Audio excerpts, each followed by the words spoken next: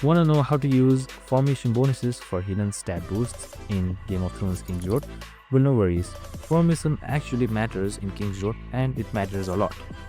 It puts tanks in front, healers in the back, DPS on the sides, and it gives a lot of advantage in battles. So, formation is really important. What you need to do is put tanks in the front. So healers should be at the back healing your attackers, and DPS should be on the sides to give you support. This gives a lot of hidden stat bonuses, and you take less damage, and the more damage is being dealt. And that's it. This is free power most players ignore. So make sure you do this, and you should dominate your battlefield, and you should be winning from your team itself. And that's it. I hope this video helped. If it did, make sure to like, subscribe, and tune in with us for more of these videos.